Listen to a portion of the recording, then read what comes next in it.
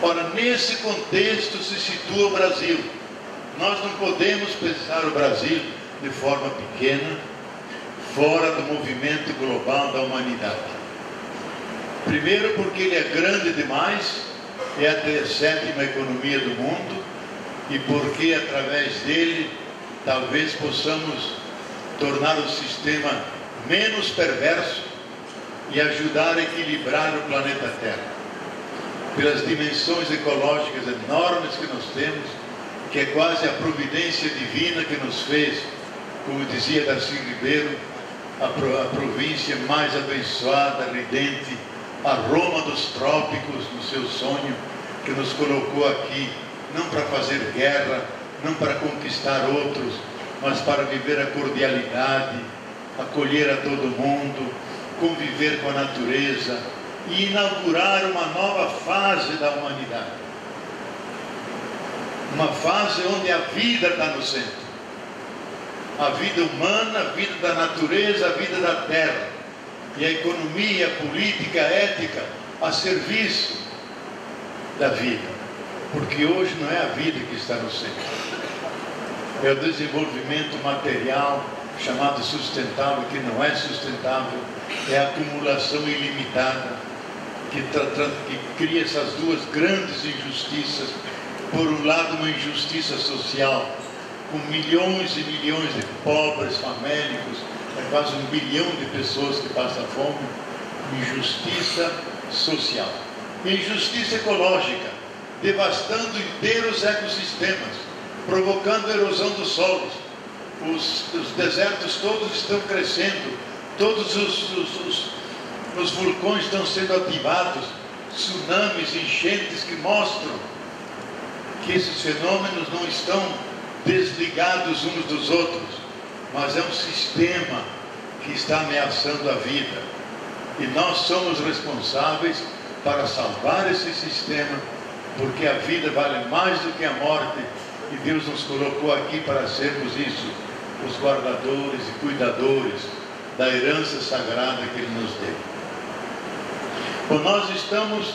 Bom, eu falei tudo da crise, fiz um DVD da crise, onde praticamente conto tudo isso aqui em forma de uma fala com belíssimas imagens. Se alguém quiser aprofundar, pode depois pegar lá fora. É o DVD A Crise, Oportunidade de Crescimento. Estudar o que é a crise, os riscos da crise e as chances que temos para superar a crise. Agora voltemos ao Brasil. Nós estamos num contexto de eleições. Eu acho lamentável que nessa campanha se discutiu pouco ou quase nada que Brasil queremos, que futuro queremos. Houve uma disputa pelo poder. Eu acho que o poder na política, ele é a meta de todos os partidos, mas temos que qualificar o poder. Um poder que favorece aqueles que mais vida precisam, o poder que é um meio para fazer as grandes transformações, um poder que esteja a serviço das grandes causas. E aqui nós devemos dizer, de forma extremamente analítica, sem querer tomar partido, é uma descrição de análise. Se deu no Brasil, pela primeira vez, uma revolução democrática e pacífica a partir de 2003.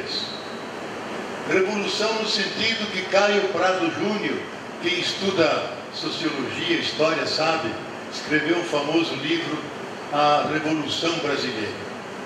E ele diz, a revolução são as transformações que tornam capazes de atender às demandas não atendidas historicamente pela população.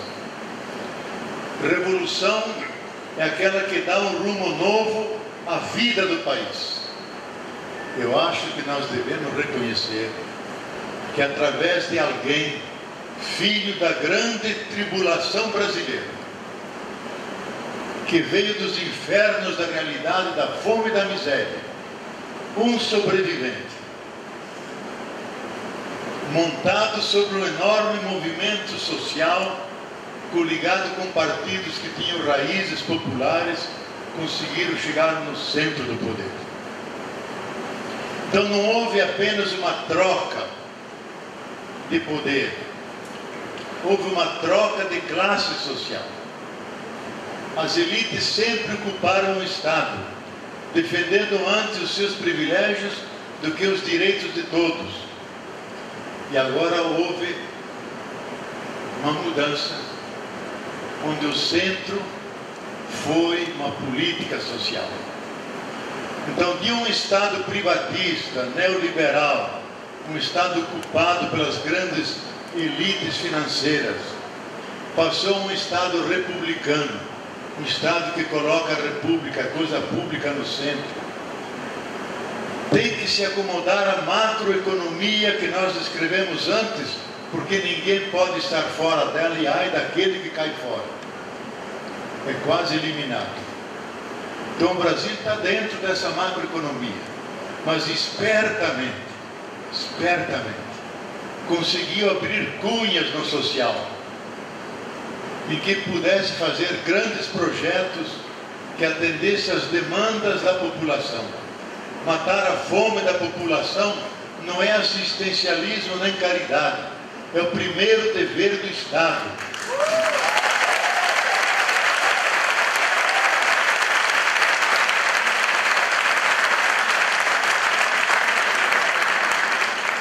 Permitir que as pessoas tenham uma casazinha onde possam morar e não apenas se esconder, possam ter acesso à luz, e com isso a geladeira, com isso a televisão. Eu conheci uma família no Piauí que nem apagava a luz, de medo que ela não voltasse, dia e de noite acesa. Tal era o benefício e o encanto que tinha pela luz. Então, vários desses projetos sociais tiraram uma Argentina inteira da marginalidade. 42 milhões de pessoas.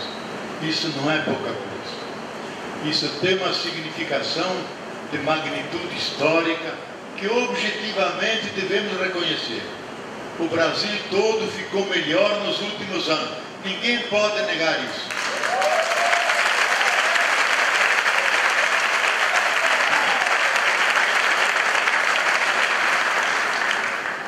Houve corrupção? Houve. Corrupção tem que ser condenada. As pessoas têm que ser julgadas. As pessoas têm que ser postas na prisão. Isso ocorreu. E o PT também foi contaminado pela corrupção.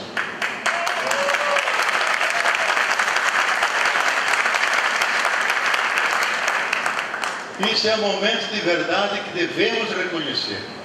Mas simultaneamente devemos reconhecer que nunca um governo antes criou tantas instâncias de controle da Polícia Federal, da inteligência, do Ministério Público e outros, para detectar as corrupções e elas virem à tona. Isso nunca ocorreu antes.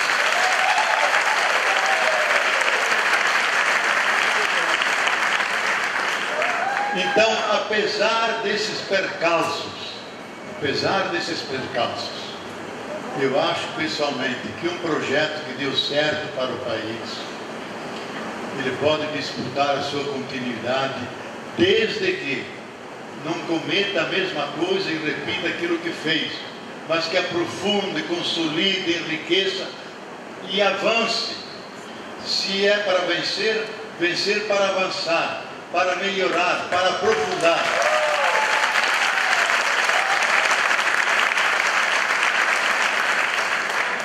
E eu não estou falando do PT, estou falando de qualquer partido que ganhar. Qualquer partido que ganhar tem que fazer isso. Porque todas essas ações são ações de Estado, não são mais ações de governo. É patrimônio do Estado brasileiro, que teve ressonância no mundo inteiro, e o Frei Beto corre para esse mundo todo, vai para o Vietnã, para a Jugoslávia, para a Polônia, para não sei quantos países, porque querem que ele implante lá a fome zero. quer que implante lá e como fazer a Bolsa Família. Então anda pelo mundo, porque começou com ele tudo isso. Por quê? Porque o Brasil deu um exemplo. E a ONU declarou dias atrás que o país saiu da zona da miséria e da fome.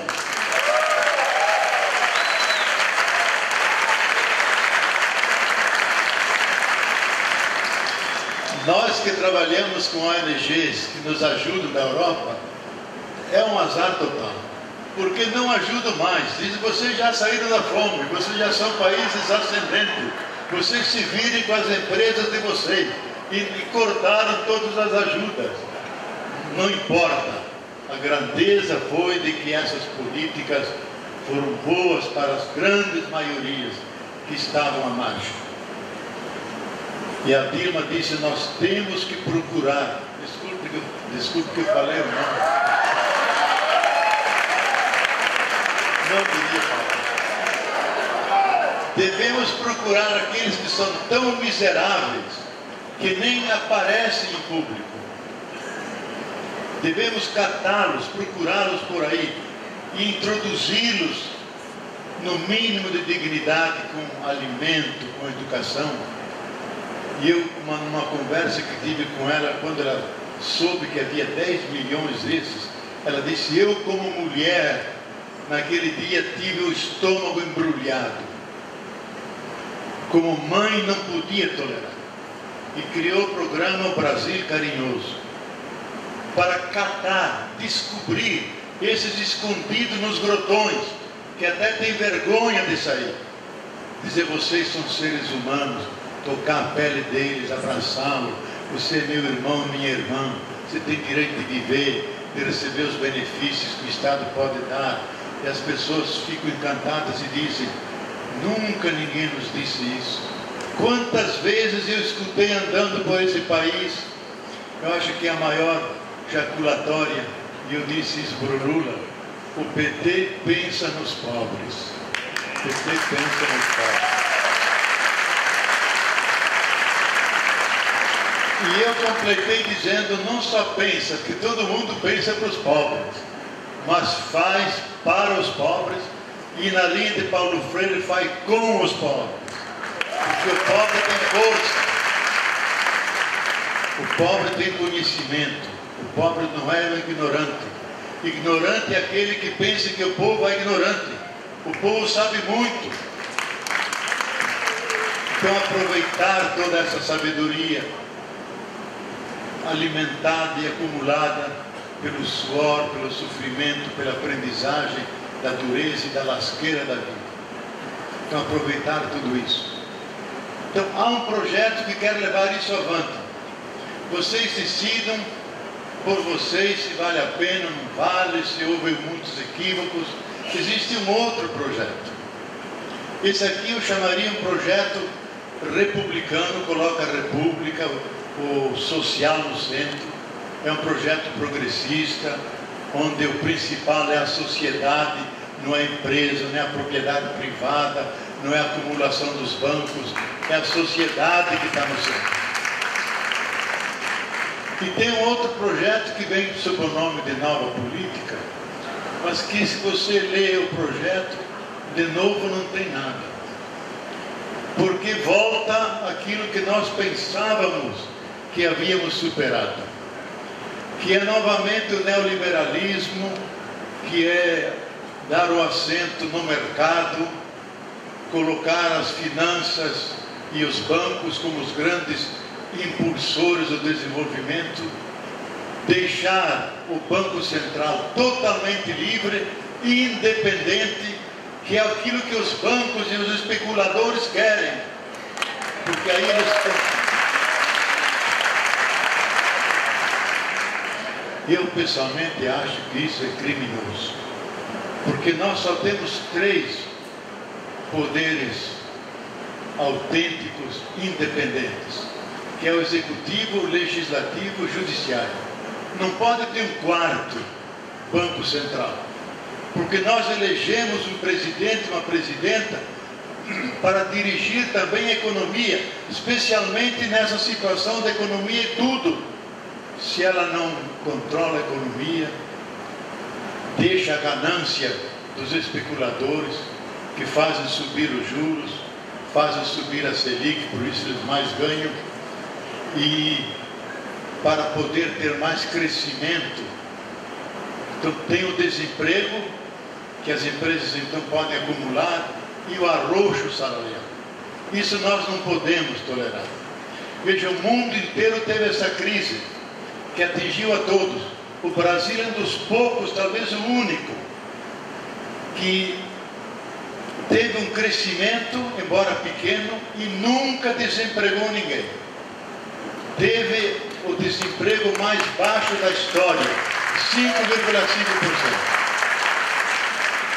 Então, manter o emprego e manter um certo controle da inflação e ainda fazer crescer, embora pouco, o país, isso só está acontecendo aqui na Europa, não acontece, nem nos Estados Unidos acontece.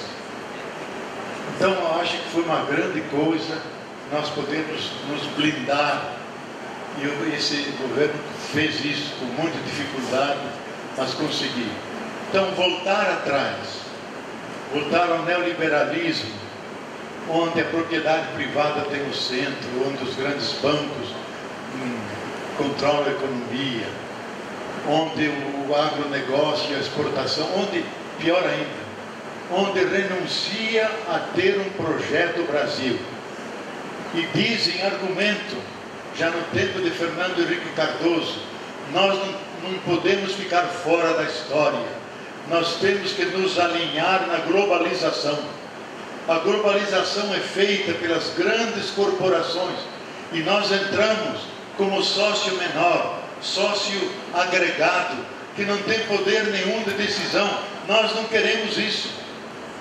O Brasil conquistou a muito custo soberania, uma política internacional livre, autônoma, diálogo aberto para todos, apoiando aqueles países mais caluniados e perseguidos, como era Cuba, como era Venezuela, apoiando.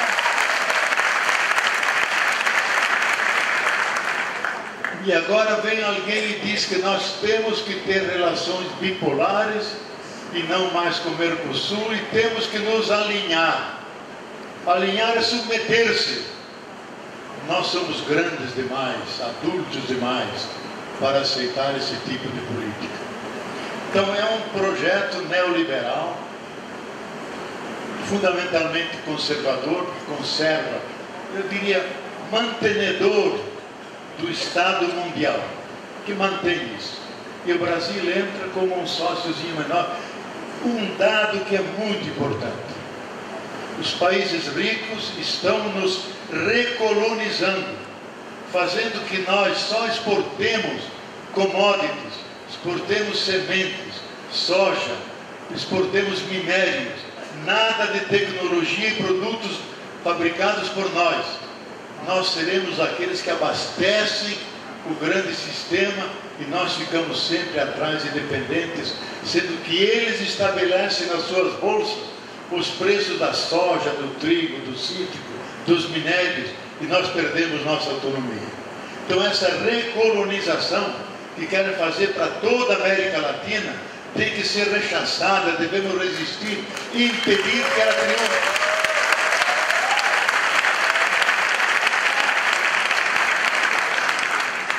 Então esse é um dos projetos. Na verdade é só esses dois.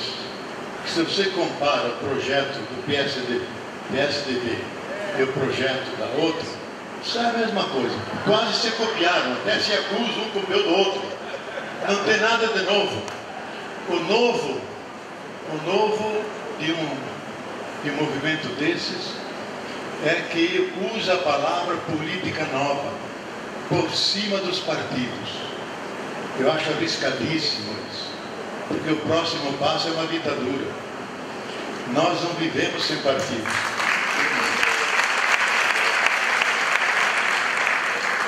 E num presidencialismo de coalizão, você tem que fazer alianças com outros partidos para ter a base de sustentação e aprovar os seus projetos.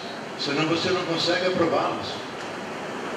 Então é extremamente arriscado, eu diria, é uma espécie de aventura que nós já conhecemos com Jânio, já conhecemos com Collor, e não podemos repetir a mesma aventura.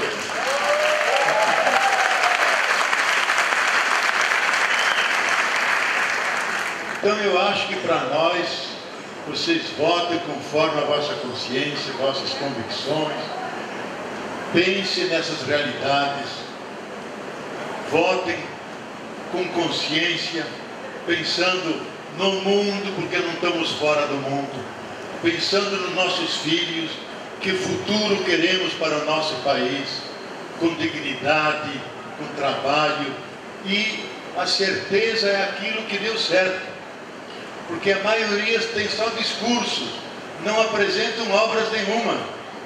A força de um desses partidos é que pode apresentar muita coisa feita, não é só palavra, são coisas, são projetos que deram certo, que beneficiaram o povo. Falar é muito fácil. Lula até brinca, dizendo, pode pensar o que quiser, 1000 coisas. Eu, como presidente, tenho que decidir. Lógico, tem que fazer. Intelectual não, vê 1000 possibilidades, dança para cá, para lá, porque não é presidente. Então a presidência é coisa seríssima, não podemos terceirizar a presidência, não podemos entregá-la ao governo.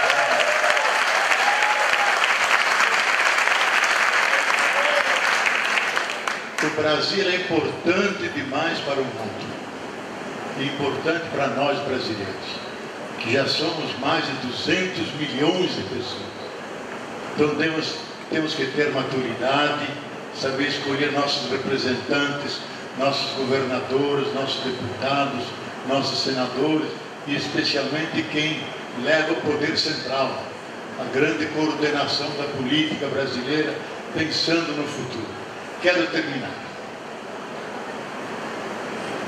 Há muitos pensadores, cito um porque ele é emblemático, Ignaz Sachs, que é um grande economista, que viveu no Brasil muitos anos, professor na USP, um polonês francês, e que em Paris tem um seminário, um centro de estudos que só estuda o Brasil.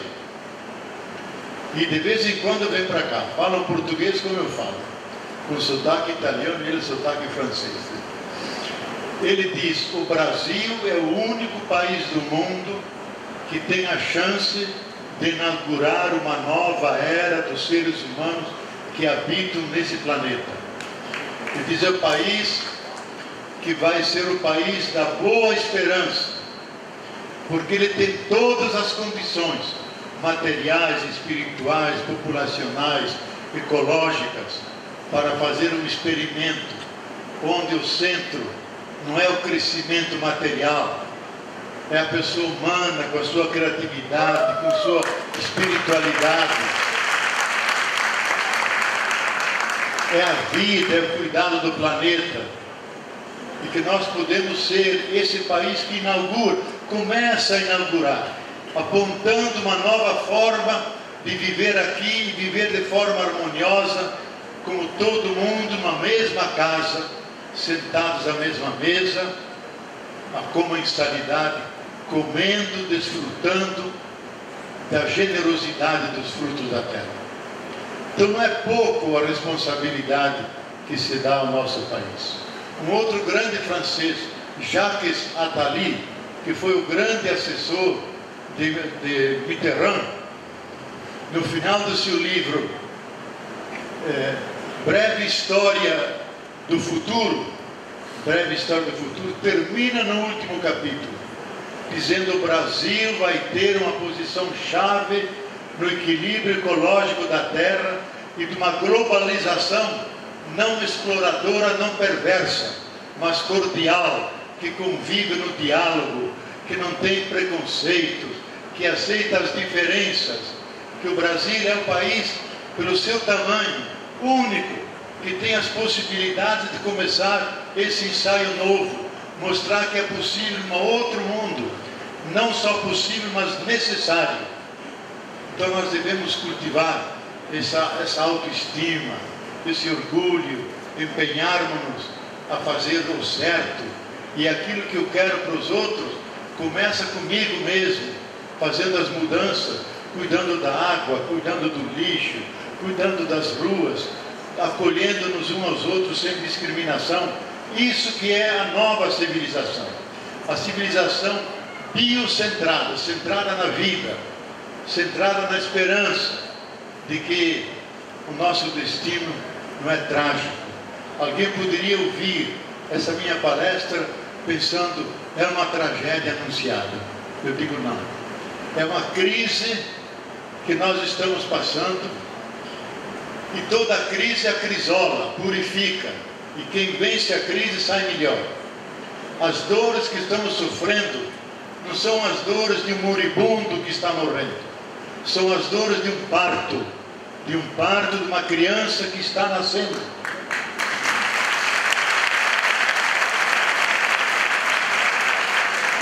E nós brasileiros somos responsáveis para que esse parto nos entregue uma criança feliz, radiante, sabendo escolher quem vai dirigir nossos destinos.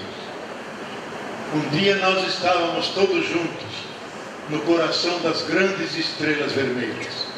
Elas explodiram e lançaram seus elementos, formando as galáxias, as estrelas do Sol, a Terra e cada um de nós. Nós somos filhos das estrelas. E se somos filhos das estrelas, significa que nós nascemos para brilhar e não para sofrer, porque esse brilho é o desígnio do Criador e é também um projeto do universo. Muito obrigado.